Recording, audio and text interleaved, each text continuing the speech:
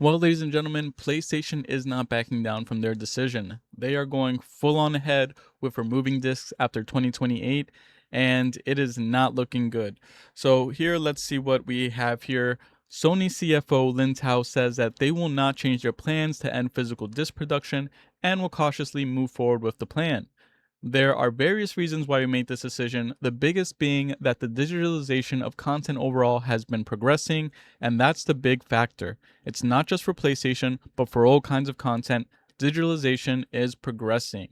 And she goes on to say here, and so when we think about the future and we put in a lot of thought and time and we cautiously consider this, we came to this conclusion. And we're going to cautiously move this forward.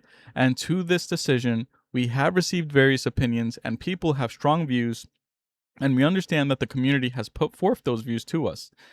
Games are loved by many people. It is a form of entertainment that's loved by people, and it's connected to people's fond memories in many cases. And so we understand these emotions. We want to consider that. And it's the future of digital ecosystem. How do we engage the gamers is something that we would like to continue to explore. Now, this sentiment here where they say, that they considered this and whatnot, and they're just gonna continue moving forward. Quite honestly, this is just like a really big slap to the face to people because when we go on here to to this article from Push Square, she also said in that same investment call, we are not seeing any impact on our business. Sony says physical disc backlash is having zero effect. Now, of course, there is going to be zero effect. I mean, they made this announcement literally a month ago. You're not going to see any changes happen within a month. Now, if you come back to this conversation about a year or two from now, you're going to probably get a better understanding of what this effect has done or if there has really been any change. And the whole entire reason why people would game on PlayStation and would choose PlayStation instead of just jumping into the PC platform was for accessibility, was for affordability. With this move that they're going to be doing now, it's no longer going to be as accessible to people and it's no longer going to be affordable because the accessibility part of it is, you would get into a console for let's say $400, $500, but now it's being rumored that the PS6 is possibly going to be $1,000 or more. And affordability, and accessibility, people when they couldn't buy a $70 game or couldn't buy, the newest or latest game for $70, they would buy it used for a cheaper price or borrow it from a friend or lend or have it lent or give or gift it to them. You know, it's not going to be the same. And I think it's very short sighted on PlayStation's end to go forward with this. They're doing this obviously fully from a business perspective. I know that they're doing this because they see the amounts of money that they can rake in by just going all digital.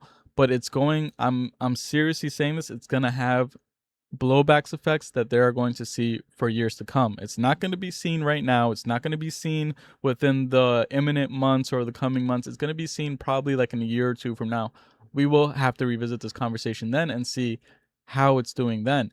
And quite honestly, I mean, it's really disappointing from PlayStation to see that this is the route that they're going because the only reason why, like me personally, why I stuck with console gaming and stuff like that was because I did have that option to be able to buy a disc if I wanted to and be able to have something physical where I can put in and and play it whenever I wanted to. If all digital is going to be the way that things are going, my platform of choice to game now on for something physical is going to be Nintendo. For all my other digital gaming and stuff like that, I'm going to obviously go on PC and on Steam where I can find games at a better discount, more preservation. I'll be able to shop around on a digital storefront and not be locked into one ecosystem. And I think that, in terms of the ownership, um there has to be a lot more there has to be a change in the preservation and digital ownership conversation moving forward if that's how things are going to go, because of course I know that on PC and on digital, it's not all guaranteed. Although you do have options like GOG where you can download your games offline and whatnot, and have more of, of a preservation in a sense, and you can kind of like emulate your games and things like that. And there's ways around it, but on a closed ecosystem like PlayStation, you won't be able to do that. You're at the mercy of PlayStation, and not to mention that they don't have the best history and the best uh you know like the best track record of their systems going down, or of their networks being hacked and things like that. So imagine you have a library of 500 plus games, and your account gets hacked, and you can't recover your account. You just lost all that money. You lost all access to your games.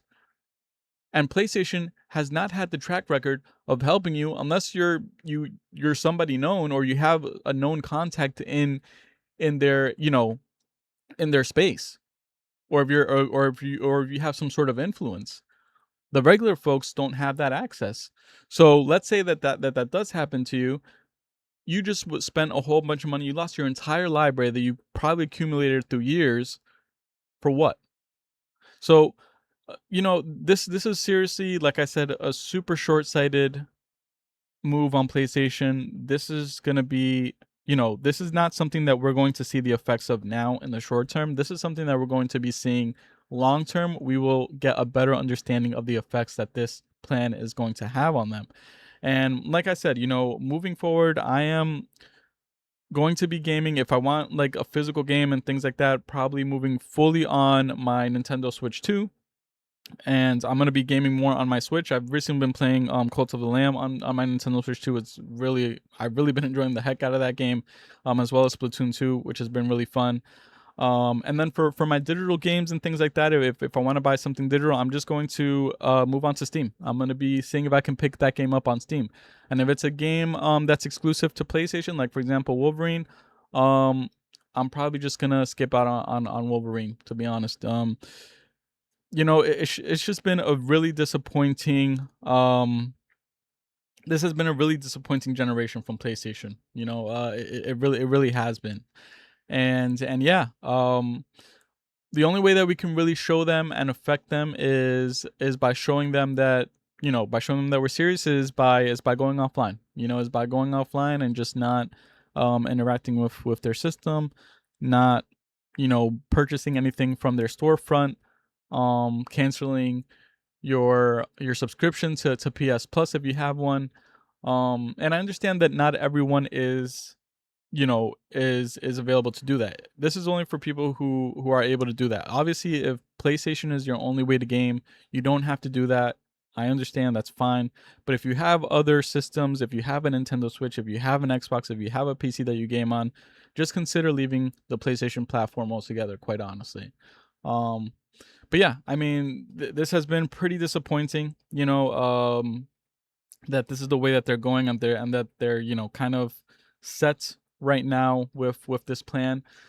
But yeah, let me know what you guys think on the comments below. I mean, do you think that there's going to be a bigger blowback in the long term from this for PlayStation, or do you think it's going to be business as usual? Do you think that PlayStation is going to continue growing within the coming generation? Let me know in the comments below. I'll see you guys on the next one. Peace.